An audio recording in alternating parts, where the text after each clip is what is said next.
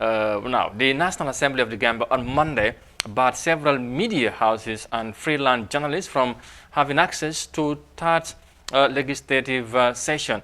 Only 3 media houses were allowed to cover the sitting: GRTS, QTV and Eyeafrica TV. Ibrahim Akebi Sonko has more details of that in this report. The first reading of the bill intended to promulgate a new constitution for the Gambia was presented by the Minister of Justice, Dauda A. Jallow, and a host of media houses had sent reporters to cover the event. However, only 3 media houses were allowed to cover today's proceedings in the capital, Banjul. Journalist Yusuf Taylor of Gynako Online told Eyeafrica TV that he and other journalists were denied access to public information. That they should try to make sure the masses are fully informed, and history should go down. That it is not because the media did not do their job. There was a good turnout of some media personnel outside, stopped outside under the hot sun. So I think it is our access to information has certainly been curtailed. We have not been given any prior notice, and for something so important like this, you only pick 3 media that are allowed. On what basis? I don't understand. Kemesan Sane, alias Kes, wrote on his Facebook timeline that he is disappointed and that the assembly decision was discriminatory. Honorable Halifa Sallah, the National Assembly member for Serekunda, passed a motion for the speaker to allow media houses to cover the proceedings, but not much came out of his request.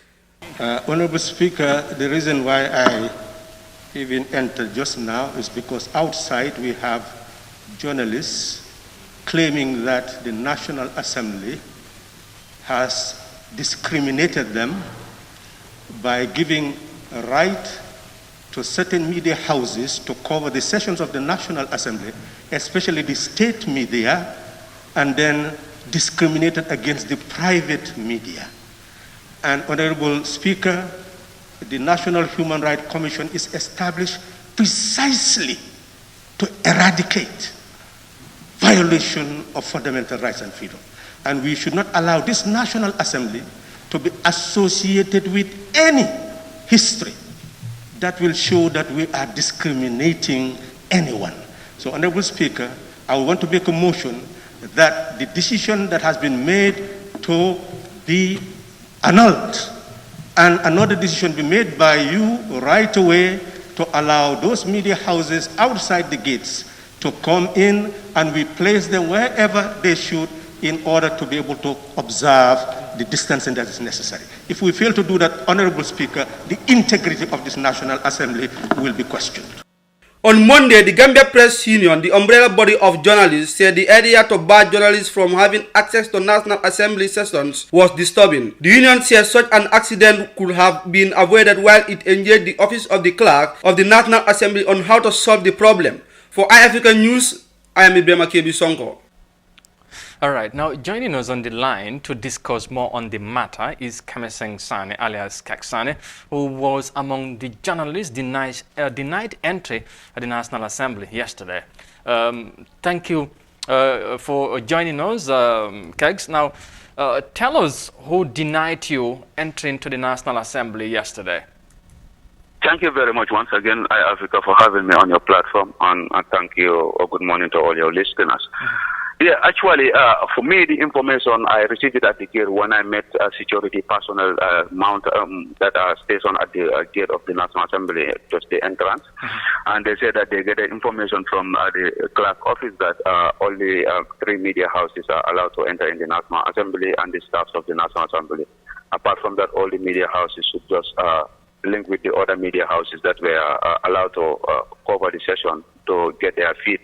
I say, wow, but this information I get it earlier before even yesterday. That was the day before yesterday when I called Jiberum and asking him to give me the itinerary of the National Assembly, like the sessions, what are the issues that will be discussed. And he told me that actually, thank God you called. This is an issue that I wanted to tell you. We have now put on measures that only 3 media houses will be covered in the National Assembly session.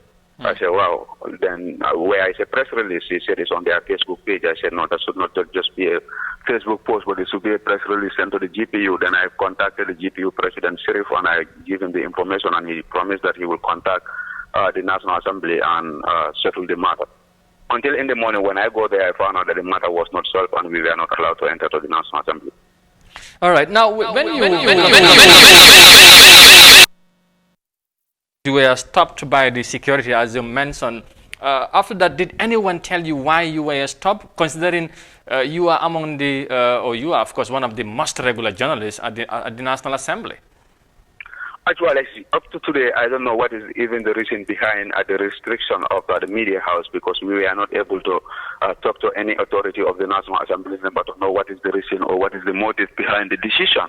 We are just speculating that it's because of the COVID-19. That's why they are making this restriction, but one has to question that, because we have been covering sessions during the COVID-19 and we have been adhering to the regulation that we are put into the National Assembly by wearing face masks and also creating social distance. There is a thermometer at the gate before you enter. They will test your temperature to know whether your temperature is high or low. So actually, I don't know why the decision, claiming that it's because of COVID-19. But up to today, I didn't have the opportunity to talk to the authorities of the National Assembly.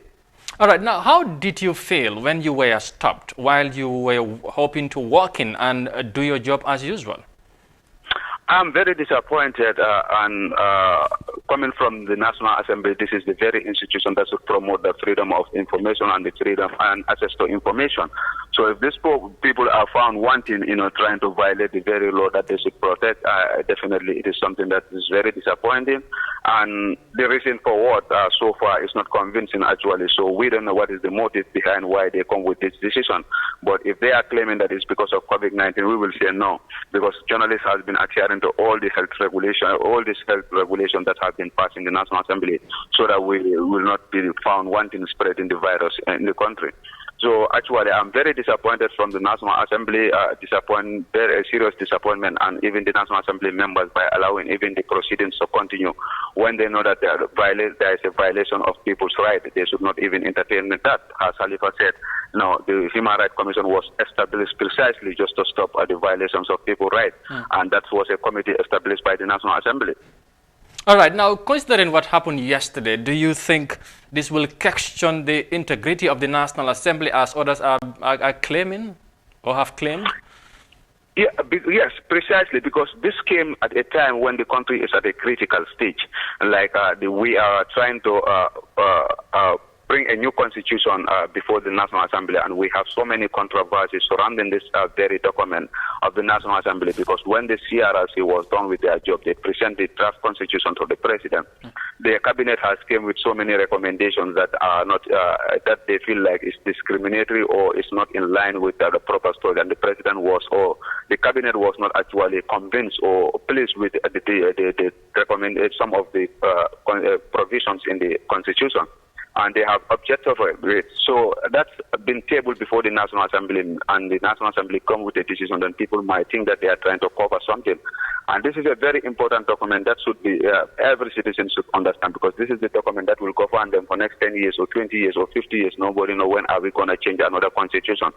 But what we want is this should be the last constitution of the Gambia. So, and people have to understand what is the content of the document, so that tomorrow if they face the pool to decide on the referendum, they will know, they will make an informed choice and vote based on their consent or based on the contents of the document. So if you are, denying the media, that should educate the people to know what is the content of the document, then people might speculate. And if anybody speculates, they have created the room for people to speculate that they are hiding something and that's a hidden agenda. And that will definitely question the integrity of the National Assembly. All right. Now, we understand that the GPU, that is the Gambia Press Union Executive, has engaged the authorities of the National Assembly on this matter. Do you think they could do anything to stop or to avoid such thing happening again? Yeah, definitely. I will actually upload the GPU, the executive of the GPU, for the tremendous job that they have done since they gathered the information that journalists has been discriminated in regards to covering the National Assembly. Because when I first called, when I had the information, that was on Sunday, when I called Sekou Jammeh first, he gave me Sirif's number, then I spoke to both of them, and they take it immediately by engaging Jibaru, who the information emerged from. And they spoke to Jibaru for almost 25 minutes, and they agreed that, yes, that decision has to be changed. Let Jibaru go to the gate. Any person who is a journalist, let him allow the person to come in, since the information has been sent by the security. But Jibari failed to do that, and the next morning, when I reached the National Assembly, I tried to reach them, and they told me that we are even trying. I told them this is the situation still now at the National Assembly. It's not solved. They immediately picked their phone to call Jibari, but his phones were all off. So they decided to take their car, come to the National Assembly, and yesterday they were at the Assembly for almost 2 hours to wait for the Speaker and the clerk so that they will have a meeting. So in the night, I spoke to the GPU president, and he told me that actually we have engaged the National Assembly, and we told them that this cannot be, and we are not buying the idea, and they have to change their decision by allowing the media to come. So they said they have proposed that those who are with cameras can go into the gallery. Then those without the cameras can go to the auditorium, and they will have a TV there, and the audios will be there. Anything that is said in the gallery will be transmitted to the auditorium room, whereby printed media can pick their stories there. So if they fail to do that, they say they will definitely call on the media houses all to boycott the National Assembly session until they change their decision. So this is so far what JPU is trying, and I applaud them for the job and the stand that they have done. All right. Just finally, I know it is disappointing, like you said earlier. Now, any message, for the authorities or anyone responsible for what had happened yesterday? Yeah, I will definitely send a message to both the journalists fraternity and that of the Ministry of Justice and the Human Rights Commission. So know that precisely when we went into the pool 2016, we decided to change the government, not because of changing an individual, but we want to change the entire system that we have fought for 22 years, that people should be free to exercise their fundamental rights. And this right has to be protected by the Ministry of Justice, and the Human Rights Commission too should make sure that people adhere to this, and they make sure that they do the right thing. And for the journalists, they should understand that the fraternity, one journalist is affected, all the journalists should be affected. They should not even force of all allow when the other colleagues were discriminated to go and cover the National Assembly. So I'm calling on all the media houses to make sure that they stand by each other so that we will not encourage the discrimination of the journalists. So if this decision didn't change until Wednesday, I'm calling on all the media houses to boycott the National Assembly. That will show that we are unity, we are united, and we are one umbrella. We are all under one umbrella. But failure to do that, then we have been encouraging the discrimination or the violation of the fundamental rights of their fellow journalists. All right. Keksane, thank you very much for your time. It was good to have you on the line. Thank you, sir. Thank you.